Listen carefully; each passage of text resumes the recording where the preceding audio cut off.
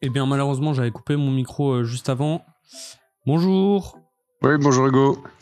Bon, bah écoutez, finalement, on n'a pas trop eu de retard parce que je crois qu'ils avaient un rendez-vous juste après. Donc, l'information pour toutes les conférences, c'est qu'on attend 5 minutes. On attend vers 14h05 pour commencer la conférence. Oui, très bien. Bah, c'est justement le message que je venais de passer. Donc, on est synchro. Ok, ben super alors. Et Loïc, je te propose qu'on démarre, hein, il est 14h05. Oui, bah oui. Donc merci à tous de venir à cette conférence et de l'intérêt que vous portez au sujet de la transformation numérique qu'on va développer dans cette présentation. Donc petite présentation vite fait. Philippe Humeau, donc président de WizU, qui va présenter en 2-3 mots. Ludovic Bonin, DSI du SDI 79, qui fera un petit retour d'expérience de ce qu'il a vécu sur le terrain et son ressenti, son avis sur la transformation qu'il a vécu. Et moi-même, Loïc Cuito, consultant en organisation des systèmes d'information.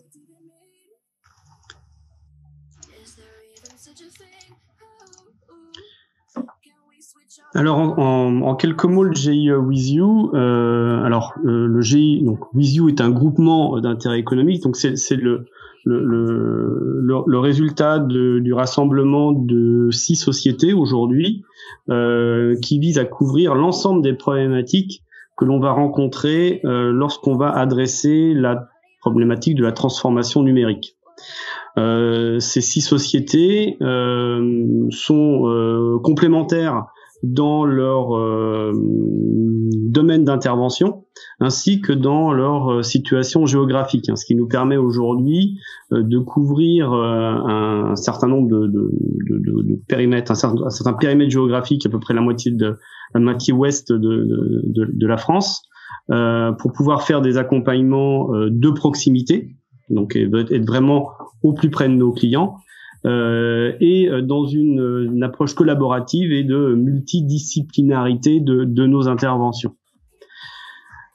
Les interventions que l'on réalise autour de notre offre de service WizU, vous les avez à l'écran, et vont de la réflexion stratégique et de la gouvernance de l'entreprise au sens large, en passant par l'organisation et le management par les processus et des démarches qualité.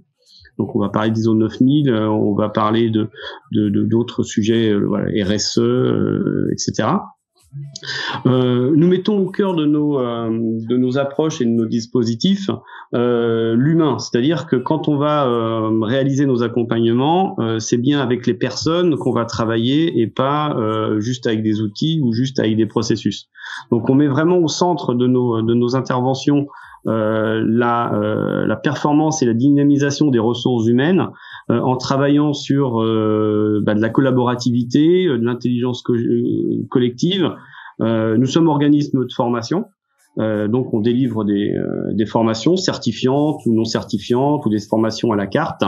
Et puis on va aussi accompagner nos clients dans leurs problématiques de recrutement. Donc on a une offre dédiée au recrutement pour le compte de nos clients.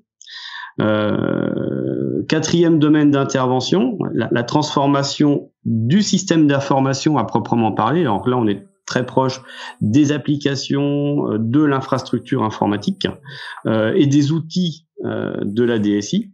Et puis un cinquième domaine d'intervention autour de la conformité et de la sécurité des systèmes d'information, où là, on mène des accompagnements autour de la cybersécurité, et BIOS, ISO 27005, ISO 27001, et puis au niveau conformité sur des accompagnements de type RGPD.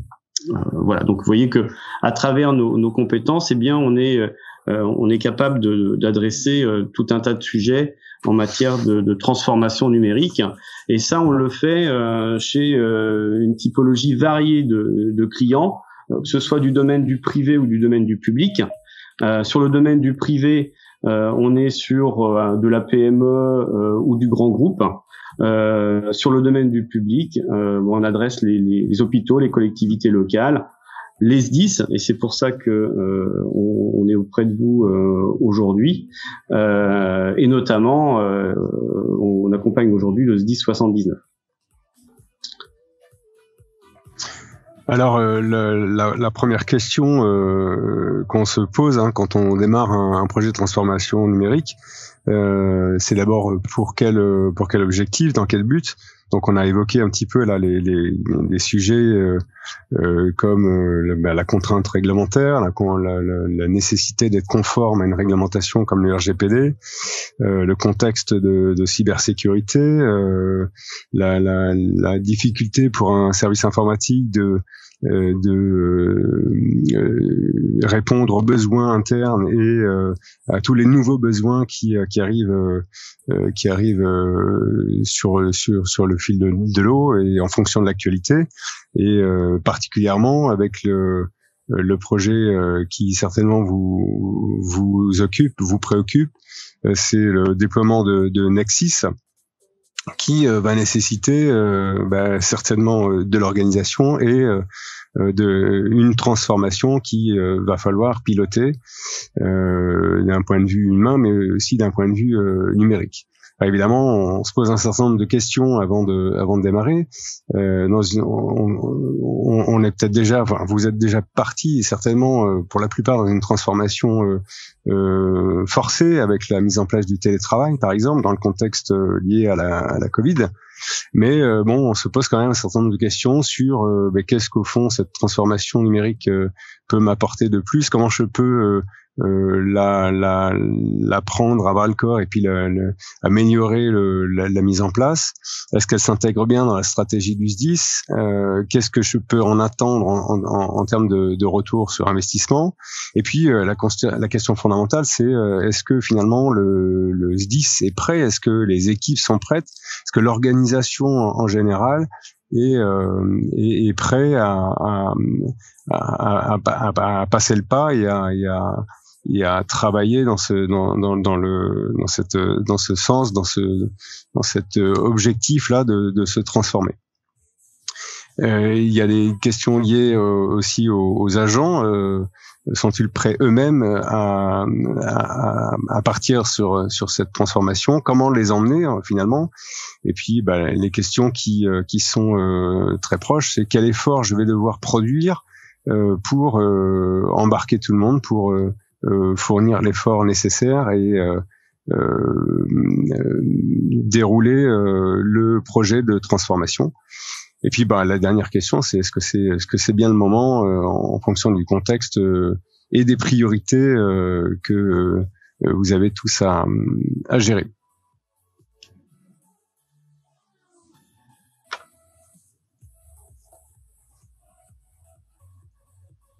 Excusez-moi, j'ai coupé mon micro. Pour répondre à toutes ces questions, forcément, il y en a une première que vous allez vous poser probablement, c'est par quoi je commence. Comment je mets en place cette transformation, où j'en suis dans ma maturité finalement à pouvoir me transformer. Est-ce que je suis déjà mature? Enfin voilà, tout ça, c'est des questions que vous allez vous poser. Et effectivement, notre ambition, nous, à travers une première approche, une première découverte d'un SDIS, c'est d'aider à répondre à ces questions. Et on y répond à travers une offre qu'on a vraiment packagée, adaptée, paramétrée de façon à ce que ça réponde aux problématiques des SDIS. Cette offre d'évaluation et de préconisation qui va vous permettre d'avoir un diagnostic complet par rapport à votre maturité au niveau du SDIS, de façon à ce que vous ayez un plan d'amélioration qui soit directement opérationnel et que vous puissiez du coup dérouler une fois que l'on a réalisé cet audit, cette évaluation de votre maturité. Alors cette évaluation de la maturité, finalement, elle touche 4 dimensions qui visent à avoir une vision à 360 degrés. Donc, on va avoir un niveau de maturité au niveau de l'organisation et de la capacité aux personnes d'utiliser l'outil numérique. Ça, c'est le premier axe qu'on va analyser. Un deuxième axe sur les outils, finalement. Est-ce que vous avez les outils que vous méritez? Est-ce que vous avez les outils dont vous avez besoin? Donc c'est l'axe information et technologie. Cet axe information et technologie, eh bien on va le compléter avec la vision fournisseur. Vous avez probablement externalisé un certain nombre d'activités et d'outillages, notamment dans le cloud, pour utiliser des outils en mode SaaS. Notamment, est-ce que vous avez un bon niveau de maturité pour pouvoir contrôler cette externalisation et comment vous gérez finalement au quotidien vos fournisseurs? Est-ce que c'est adapté à vos besoins et à vos contraintes? Et puis un dernier axe sur l'axe processus, c'est-à-dire est-ce que les processus de l'organisation des métiers sont bien en phase avec les attentes qu'ils ont de l'outil informatique? Voilà, et c'est cette approche à 360 degrés là qui va nous permettre de définir un plan d'action que vous allez pouvoir dérouler sur tout ou partie des dimensions que l'on aura évaluées. Alors sachant que ce plan d'action, en fait, il va avoir trois objectifs à atteindre, et c'est les fondamentaux de notre approche. Le premier objectif, ça va être de s'intéresser au métier, principalement au métier, à l'activité qui doit réaliser par ses processus, par la relation qu'il existe avec le service informatique, ou on devrait dire le service de management des systèmes d'information, lui-même entouré de fournisseurs, de services informatiques, en lien avec des fournisseurs externes.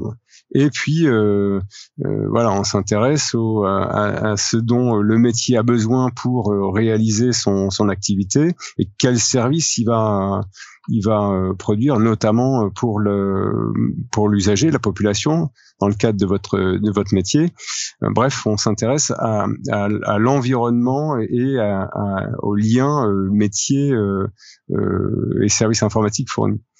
Deuxième objectif, on s'intéresse évidemment à la direction des systèmes d'information et la gouvernance au sens large du système d'information, avec un intérêt sur la manière dont la gestion des services informatiques se réalise, sur quel référentiel, avec quelle gouvernance, comment elle gère ses projets, comment elle gère sa sécurité des systèmes d'information, comment elle gère son externalisation, on en a parlé un petit peu, et puis comment elle gère aussi son lien avec ses fournisseurs externes.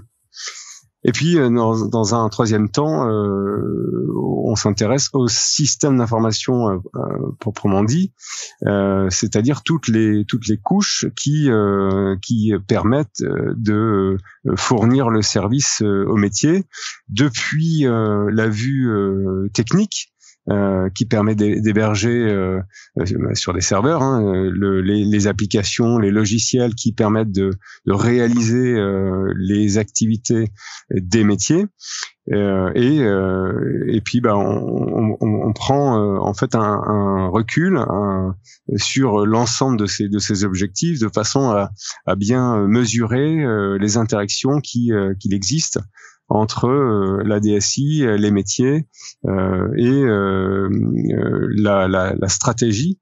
On vérifie en fait l'alignement, l'existence de l'alignement de la DSI sur la stratégie et sur les besoins métiers. Alors, quand vous allez faire évoluer votre système d'information, quand vous allez faire évoluer les pratiques de la DSI, quand vous allez faire évoluer les besoins des métiers, eh bien finalement c'est de tout ça que l'on parle quand on parle de transformation numérique. Et donc notre vision du sujet, c'est que on a finalement trois grandes phases ou trois grandes étapes dans une transformation numérique. Il y a ce qu'on appelle la phase 0, c'est l'avant-projet.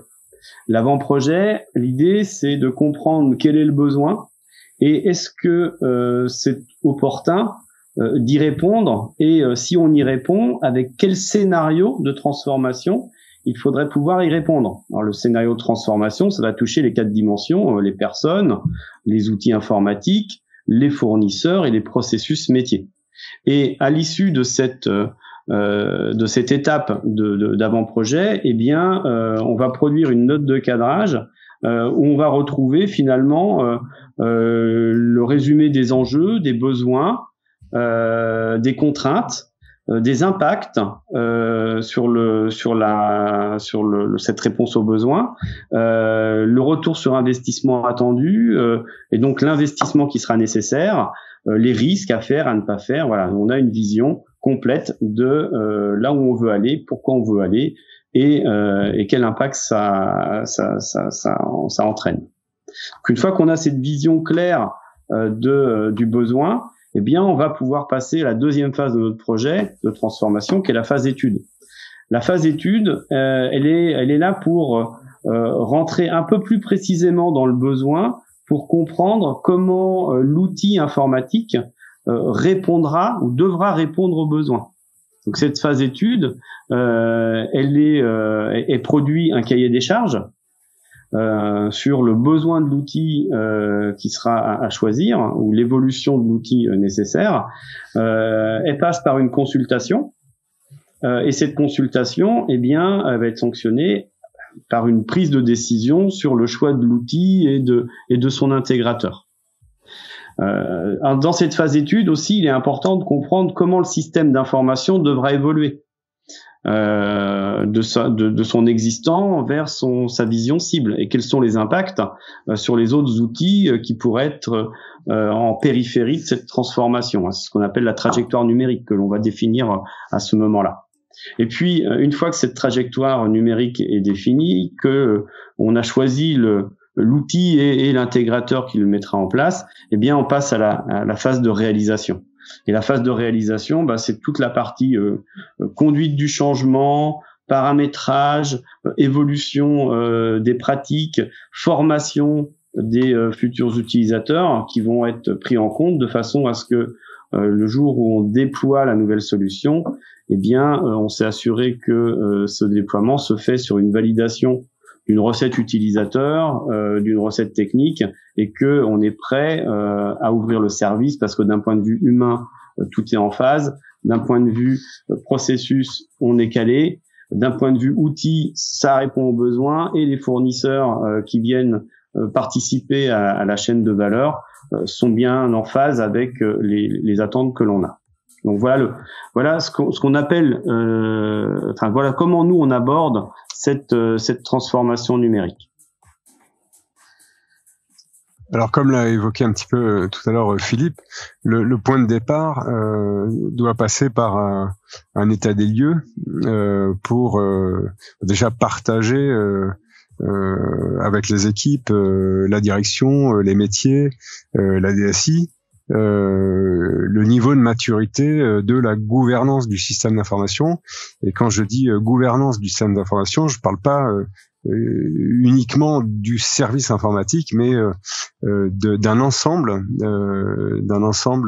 d'un système qui est composé évidemment de l'équipe informatique, mais aussi de l'interaction de cette équipe avec les métiers et de l'alignement du métier avec la stratégie, l'alignement de la DSI avec la stratégie. Enfin, tout est imbriqué. Donc très important de faire cette évaluation pour poser en fait un état des lieux, le partager et faire une photographie, savoir où on est.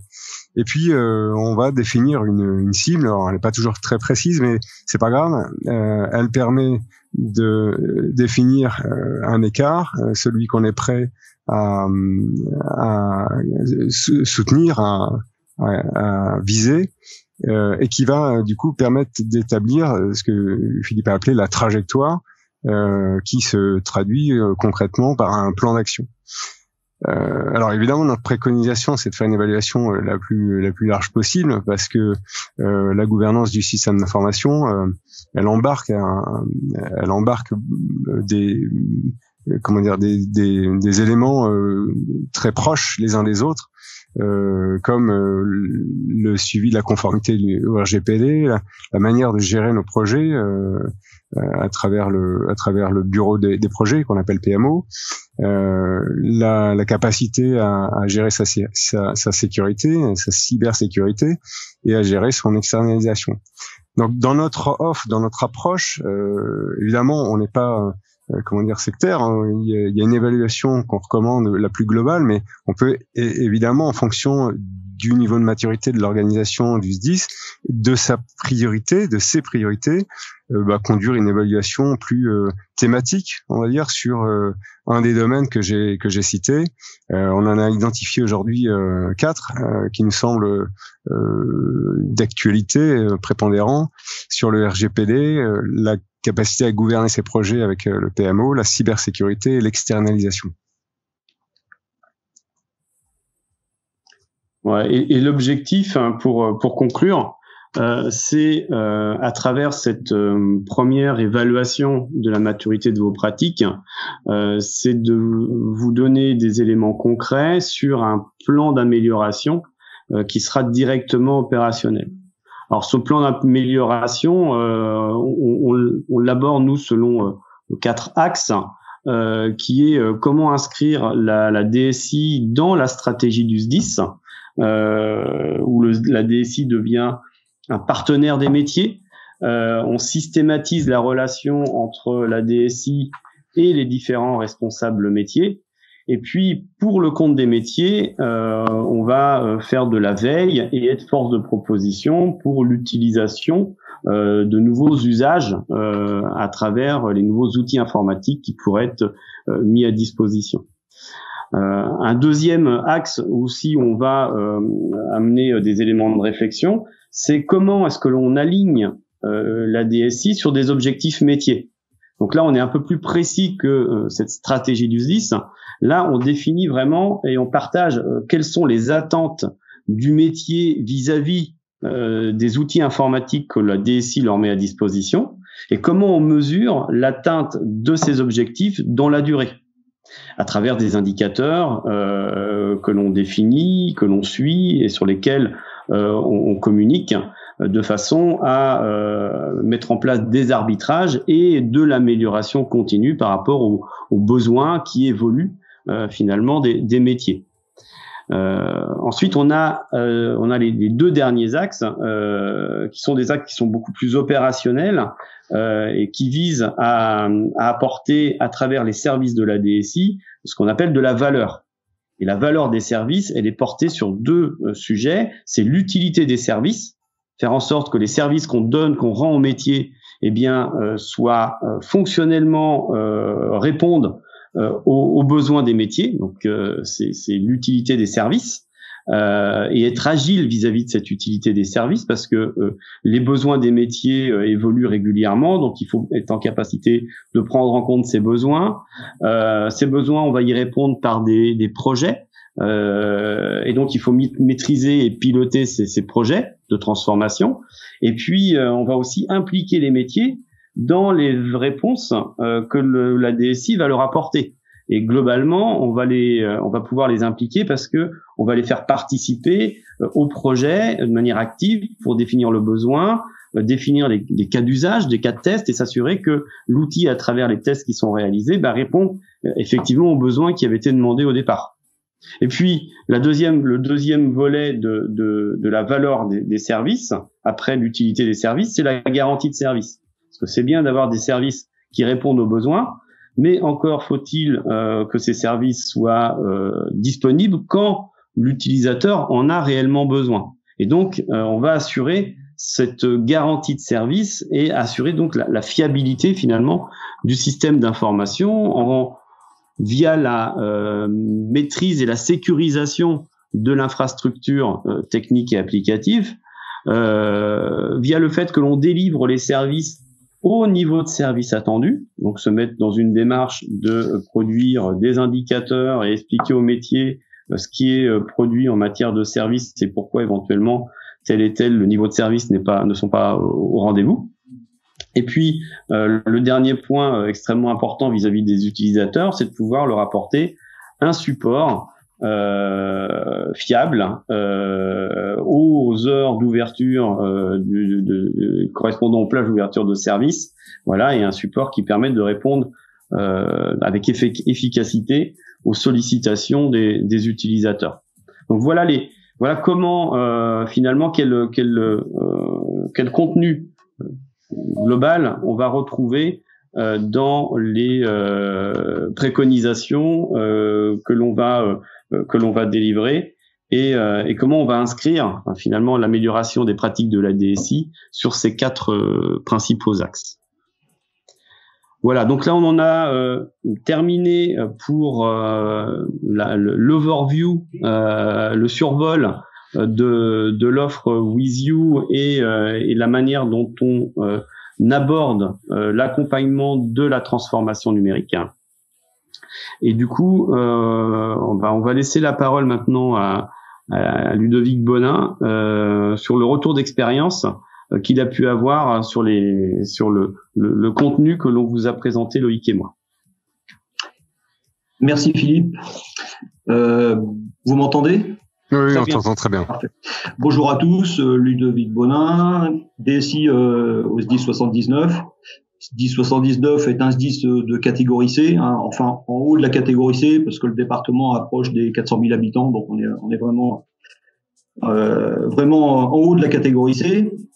Pour faire ce témoignage, je vous propose de le faire sous forme de bilan, avec 4 petites et ainsi répondre à 4 questions. La première question, c'est d'où on vient. Donc, c'est bien d'avoir un recul. C'est toujours bénéfique d'avoir des origines, d'avoir bien noté d'où on vient, vers quoi on veut aller. La deuxième question, pourquoi WizU, en troisième question. Et en dernière question, aujourd'hui, qu'est-ce qu'on fait aujourd'hui? Alors, d'où on vient? Alors là, j'ai recensé quelques expressions types du quotidien de l'époque. J'ai pas le temps, je suis sur une urgence. Je n'y arrive plus, je suis sur autre chose. Il est 18h, j'ai rien fait de ce que j'avais prévu. Des expressions comme ça, je pense qu'on en a tous. On les connaît tous. Dans les faits, on faisait face à l'urgence au quotidien. On s'affichait comme un service qui avait la tête sous l'eau en continu. On s'affichait comme un service qui rendait de moins en moins de services, en fait. Et pire que ça, on a même remarqué que de moins en moins d'agents venaient nous rencontrer. Les agents essayaient eux-mêmes de solutionner leurs problèmes parce qu'ils nous savaient la tête sous l'eau. Bref, dans les faits, on avait du mal à s'organiser, mais aussi on était vraiment en manque de ressources. Les conséquences de ce fonctionnement, c'est une perte de confiance des usagers, clairement, une perte de confiance vis-à-vis des services, mais aussi de la direction. La direction, en plus, n'était pas convaincue qu'un renfort puisse suffire à solutionner notre problème. En fait, la direction était, moi je la sentais en doute.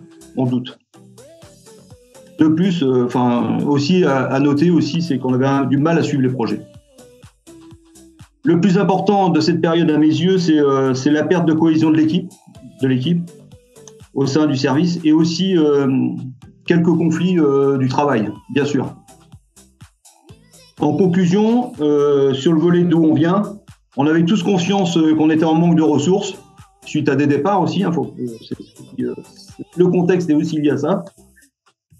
On était aussi en manque de référentiel, mais aussi qu'on avait besoin de se réorganiser. Sur la deuxième question, vers quoi on veut aller? Alors là, vers quoi on veut aller, il y a eu beaucoup d'échanges avec la direction et suite à ces échanges, on avait des certitudes. Et la première des certitudes, c'est qu'on voulait une démarche construite et affichée, de type ITIL, qui reste quand même la référence en termes d'organisation des systèmes d'information. Deuxième certitude, on ne voulait pas rentrer dans une démarche chronophage en temps et en ressources aussi. On voulait une démarche courte dans le temps, une démarche qui ne freine pas les actions en cours de service, Et en fait, on avait déjà posé quelques prérequis qui sont des séances qui soient fléchées sur des demi-journées et au maximum 2 fois par semaine. Troisième certitude, c'est de proposer une nouvelle et vraie organisation avec définition des missions et des actions de chaque agent du service, en y incluant les futurs collaborateurs, revaloriser les actions de dépannage en créant un service support, et donc retrouver la confiance des utilisateurs, remettre en avant l'importance de la DSI au sein de la stratégie du SDIS. Ça, c'est très important. Ne pas aller vers la certification ITIL, ça, c'était pas un de nos objectifs, mais se limiter à dénouer la situation actuelle. Faire apparaître une organisation vis-à-vis des services, une nouvelle organisation vis-à-vis des services utilisateurs aussi. Troisième question, pourquoi WizU? Principalement pour la démarche ITIL non chronophage pour le service, et qui est basée principalement sur 4 grandes étapes. Alors, 4 grandes étapes. La première, qui moi me semble la plus importante, enfin une des plus importantes, les 4 sont importantes, mais une qui est vraiment importante, c'est la première, c'est construire le catalogue de services de la DSI, qui me semble nécessaire et qui en fait est la base du travail de la réflexion. Nous, c'est ce catalogue de services, c'est pour information, c'est 35 services de base, c'est 5 services constitutifs et 4 prestations intellectuelles. Pour tout ça, pour cette première étape, il faut un apport de compétences par le biais de formation rapide, un accompagnement aussi et une expertise, notamment sur les termes ITIL, qui sont pas simples à comprendre. Deuxième étape, c'est le recensement des pratiques, de nos pratiques existantes, avec l'identification de celles qui sont chronophages pour chaque agent. À cette étape, on a réfléchi à proposer des hypothèses de désengorgement des pratiques chronophages ou alors les plus consommatrices de ressources. Et c'est à ce moment-là qu'on peut parler de sous-traitance, d'externalisation, de professionnalisation de certaines pratiques du service. Troisième étape, c'est la rencontre des métiers, comme l'a cité Loïc tout à l'heure. C'est important aussi, c'est aussi d'expliquer la démarche qui est engagée au sein des systèmes d'information. C'est aussi poser un diagnostic par métier et de remonter leurs demandes et attentes rapides, et notamment en termes de quick win, notamment sur des solutions de déblocage rapide. Quatrième étape, c'est proposer une nouvelle organisation des systèmes d'information en redéfinissant les missions de chaque agent. Et pour ça, on a utilisé un outil simple et compréhensible de tout le monde. C'est très important aussi, ça. C'est un tableau RACI, un peu, je dirais, bien rempli, mais avec des cotations de temps, etc., qui a simplifié le dialogue avec la direction et même les autres services. Si je fais un point d'un point de vue, si je regarde le projet, si je regarde d'un point de vue planning et projet l'action, on peut dire qu'on a déroulé l'action sur 8 mois avec à l'intérieur 5 copiles. Aujourd'hui, donc la DSI s'inscrit dans la continuité de l'action. Donc on a recruté deux nouvelles personnes. On consolide actuellement les pratiques du service support. On continue l'accompagnement au changement avec un plan de formation de chaque personne sur 3 ans. C'est très important. On maintient le catalogue de services. Donc on essaye on va essayer de le revoir 2 fois par an. On continue à travailler sur la maturité de certaines de nos pratiques ITIL aussi. En conclusion, aujourd'hui, on n'a pas encore atteint la sérénité, mais ça, c'est aussi lié au contexte actuel, avec les crypto-lockers, les problématiques de sécurité, de cybersécurité. On a aussi des gros projets à venir stratégiques, Nexis, comme ça a été cité tout à l'heure. Mais cette sérénité, on s'y approche. Et surtout, ce qui est important, c'est qu'on a retrouvé la cohésion et l'entraide au sein de l'équipe. Voilà en quelques mots ce que je pouvais apporter comme témoignage du SDI 79 sur la collaboration avec les sociétés Wiziu. Merci beaucoup Ludovic. Merci. Je voulais juste revenir sur un petit élément de départ. Peut-être est-ce que tu pourrais nous donner les facteurs clés de succès de ce que tu as vécu depuis le début jusqu'à maintenant? Les facteurs clés, c'est d'avoir retrouvé la confiance de la direction. Ça, pour moi, en tant que DSI, je pense que c'est ce qu'on n'arrivait pas à renouer. On avait un problème d'échange avec la direction. Et donc, du coup, de remettre la DSI au cœur des projets stratégiques, c'est un facteur de succès pour nous, clairement. Le deuxième facteur, c'est de pouvoir réorganiser les missions de chacun, et surtout d'avoir simplifié et affiché les attentes lors des recrutements. En fait, pour nous, les recrutements, ils étaient fléchés en termes de mission, en termes et aussi l'organisation du service, c'était clair pour nous. Ça, c'est le deuxième facteur clé. Puis voilà. Est-ce que tu penses que comment je vais plutôt formuler la question comme ça. Comment tu penses que la direction a pris conscience peut-être du niveau de maturité de la gouvernance, de l'équipe, des liens qui existaient entre l'équipe informatique et les métiers. Comment elle a fait pour en prendre conscience et du coup peut-être changer sa manière de t'entendre et s'impliquer davantage? En fait, le point de départ, la prise de conscience, elle est arrivée avec le catalogue de services. Parce qu'en fait, je pense qu'un de nos principaux problèmes, je dirais, des systèmes d'information, c'est qu'on ne sait pas se vendre. Et l'outil catalogue de services permet de dire et d'afficher ce qu'on fait exactement. Et l'étape suivante du catalogue de services, qui est de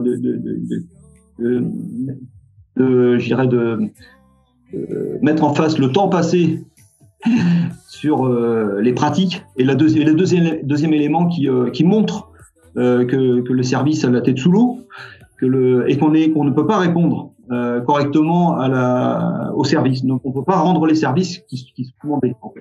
Et ça, c'est la prise de conscience. Elle est vraiment claire et clairement affichée, et pour que les directions puissent, prendre des décisions, et notamment engager des recrutements. Voilà. Ça, c'est clair. Ou alors externaliser certaines pratiques. Voilà. Je pense que sans ces deux éléments-là, on serait pas arrivé à là où on est aujourd'hui. Oui, pour resituer juste un peu le contexte, dans les premiers échanges qu'on a eus, très vite la question était de est-ce que vous pourriez nous aider, on voudrait se professionnaliser, et la première étape qu'on a déroulée, c'est l'évaluation de la maturité. J'avais une petite question par rapport à ça.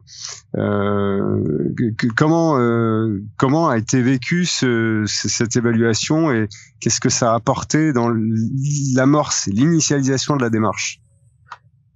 Alors, le mur de maturité est un outil qui permet de voir là où on se situe dans nos pratiques. Autant dire que le mur qu'on affichait en début de réflexion n'était pas du tout vert ni orange, il était beaucoup rouge.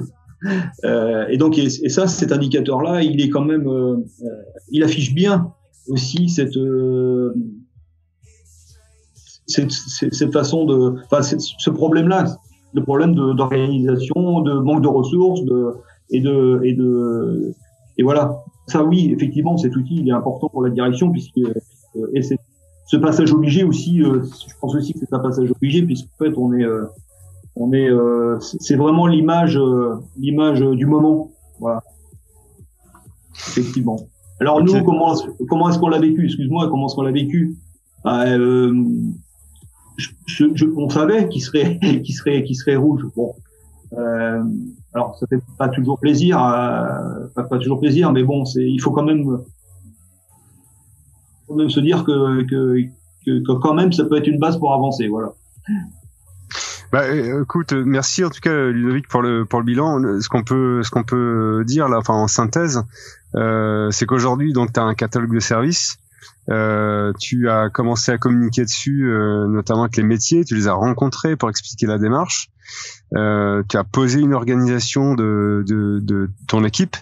Il y a 2 recrutements qui sont du coup bien identifiés dans les rôles et responsabilités, dans les activités du service informatique. Là aujourd'hui, il te reste peut-être, si je me souviens bien, à faire un peu de marketing, à présenter, à donner envie, à consolider le lien qu'il y a avec les médias. Est-ce que tu peux parler du coup un petit peu brièvement là pour laisser un peu de place aussi aux questions-réponses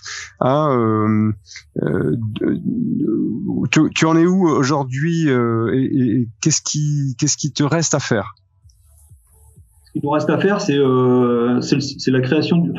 On est en train de finaliser, je dirais, la création du service support, dans lequel on va avoir deux techniciens qui vont faire du support, du helpdesk, voilà. On est en phase aussi de finalisation d'un logiciel métier qui va nous servir aussi à échanger aussi. On en avait déjà un, mais on est en train de le qualifier pour être du niveau utile avec des niveaux de service, avec du SLA, etc. Et ça, c'est pour notre organisation interne. On accompagne aussi les agents, bien sûr, au changement. Et la deuxième phase de ça, c'est qu'en fait, on est à chaque fois qu'on a l'occasion ou qu'on est invité dans une réunion de service d'un autre service, j'entends, et on loupe pas une occasion pour se vendre. Enfin, quand je dis se vendre, c'est vendre la nouvelle organisation et les nouveaux fonctionnements, et aussi comment dirais-je, dire que maintenant le service va être rendu. Et ça, les utilisateurs, ils sont très en attente de ça. Surtout en période de télétravail renforcé, etc. Donc ça, c'est très important. Donc ça, on le répète dès qu'on en a l'occasion, et je pense que ça commence à porter ses fruits, on a constaté des montées de tickets et qu'on n'avait pas avant. Voilà, sur certaines catégories. Voilà. Je pense que petit à petit, on affiche un autre visage. Voilà, et on efface le passé. Voilà. Donc là, la dernière brique, ça va être de bien gérer tes projets et de pouvoir communiquer sur l'avancement de ces projets qui s'intègrent bien dans un portefeuille qui soit clair, communiqué, avec une gouvernance que tu vas pouvoir partager avec l'ensemble tout à fait. de l'organisation, c'est ça, hein? D'accord. Oui, c'est ça. On est en train de mettre de la qualité, d'apporter de la qualité sur des choses, sur des actions qui étaient très très mal suivies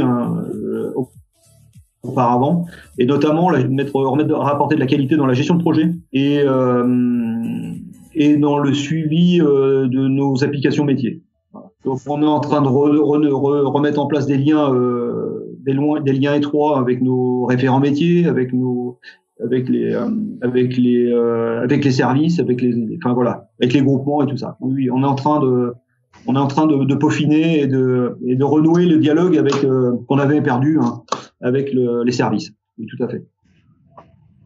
Ok. Alors j'avais une dernière question. Du coup, qu'est-ce que tu retires, pardon, de la relation qu'on a pu établir ensemble, With You et SD79. Qu'est-ce qu'on a pu t'apporter, qu'est-ce que tu en gardes comme chose bénéfique pour le quotidien? Alors déjà, la chose qui me semble la plus forte, c'est qu'on a atteint nos objectifs. On a atteint nos objectifs en termes de réorganisation de la DSI. Je pense que, franchement, les objectifs de départ sont atteints, ce qui est à noter. Et pour la DSI et pour la direction, et surtout pour la direction, même si il nous reste encore un peu de travail. Je pense que on peut dire ça. On a renoué le dialogue et avec les services et aussi avec la direction. Et en plus, quand j'interroge les agents du service, l'expérience a été enrichissante. Ils ont une autre vision chez nous et constructive. Parce qu'en fait, les termes utiles pour les agents, bien souvent, ils savent pas. Donc, comme ils ont fait partie du processus d'amélioration, ils ont suivi les formations et ils savent ce que c'est qu'un niveau de service et ce que c'est qu'un SLA, par exemple, voilà. Et tout ça, c'est important, quoi. Et je pense que c'est comme ça qu'on amènera de la qualité dans notre nouvelle organisation, voilà. Donc, enrichissante, constructive, voilà, avec Visio. Je te remercie, Ludovic. Merci beaucoup. Est-ce que, écoutez, maintenant, voilà, on est ouvert à toute question. C'est l'instant d'échange. Donc, n'hésitez pas à poser votre question. Vous pouvez la poser, alors soit en levant la main, soit en prenant la parole, soit par le chat. Alors, Monsieur Caro, allez-y.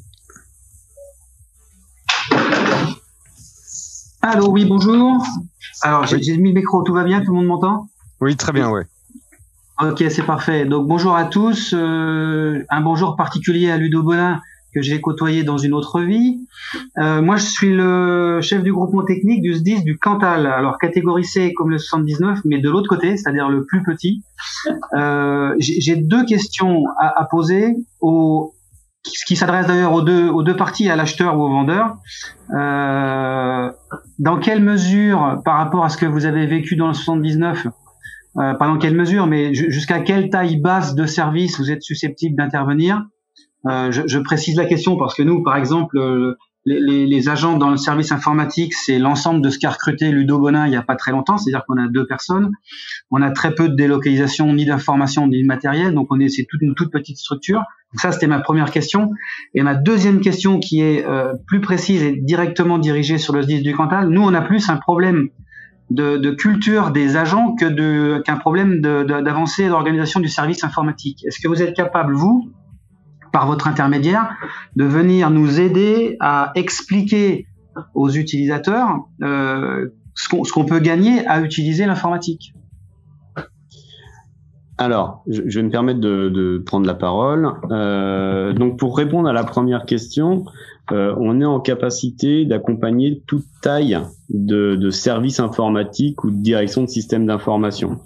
Donc, à partir du moment où il y a une personne à gérer l'informatique dans une structure, eh bien, on peut l'accompagner pour définir le b.a.-ba des pratiques qu'il faut qu'elle mette en place pour pouvoir être le plus efficace possible sur le périmètre qu'elle gère. Donc, accompagner un SDIS avec 2 personnes à l'informatique ou 3 personnes à l'informatique, c'est complètement envisageable.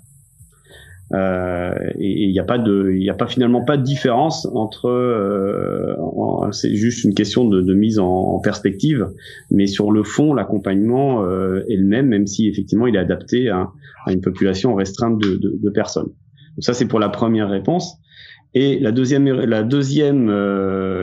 question qui était est-ce qu'on peut acculturer, si je me permets de reformuler pour voir si j'ai bien compris, est-ce qu'on peut acculturer les utilisateurs à mieux utiliser les services de l'informatique? Ça, effectivement, ça fait partie de nos préoccupations.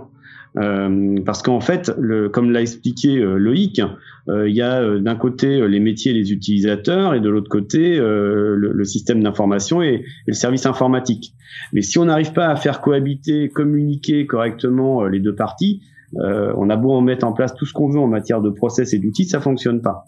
Donc oui, on a cette habitude d'aller voir les métiers, d'aller voir les utilisateurs et de leur expliquer les services et les contraintes que rencontre le service informatique pour pouvoir être en phase avec le besoin des utilisateurs et la manière dont on y répond. Est-ce que ça répond à votre... Ouais, ça répond. J'ai une petite question subsidiaire du coup. Est-ce que ce que vous me dites là, ça correspond tout à fait au souci que j'ai moi dans le SDIS du Cantal? Est-ce que ce que vous me dites là est forcément accroché à une des 5 prestations qu'on a vues en début de démo, ou est-ce que c'est quelque chose qui peut se faire en amont d'une éventuelle continuité de fonctionnement avec vous? Ah bah, ce qu'on a présenté, c'est notre offre d'une manière globale pour pouvoir qu'elle soit compréhensible du plus grand nombre. Mais bien sûr qu'on est en capacité d'arriver avec une approche et une démarche complètement spécifique à votre problématique. Donc oui, on s'adapte vraiment au contexte. Hein. C'est la première chose qu'il faut que l'on fasse. D'accord. Juste pour compléter ce que vient de dire Philippe, c'est exactement l'approche qu'on a eue avec le SDIS 79. C'était avant justement de rentrer dans le détail, de commencer par une évaluation de la gouvernance du système d'information, déjà pour prendre la température. Pour nous, c'était important aussi de partager cet état des lieux avec les équipes, la direction, le responsable informatique, d'écouter un peu l'ambiance, la température, pour faire une proposition et déterminer un plan d'action adapté au contexte, au niveau de maturité, aux priorités du SDIS. D'accord. Maintenant, c'est vrai que pour moi, et après je laisse la parole aux autres, hein, pour connaître un peu d'où vient le SDIS 79, on n'est pas du tout sur le même niveau ni de compétences ni d'appréhension des services dans tous les SDIS que dans celui-ci. Même si j'ai bien compris, Ludo, qu'il y avait eu quelques problèmes d'échange entre les utilisateurs et vous ces derniers temps. Oui, c'est pas été simple, mais on est dans la phase d'amélioration. Je veux dire, quand on regarde derrière, effectivement, on vient de loin. Je pense que la vague elle est passée. Voilà, c'est ce qu'il faut, c'est ce qu'on est tous à dire. On est tous à dire ça. Hein. Maintenant, par exemple, pour simplement faire un exemple actuel. Avant, on n'avait pas de processus de nouveaux arrivants, où on savait pas.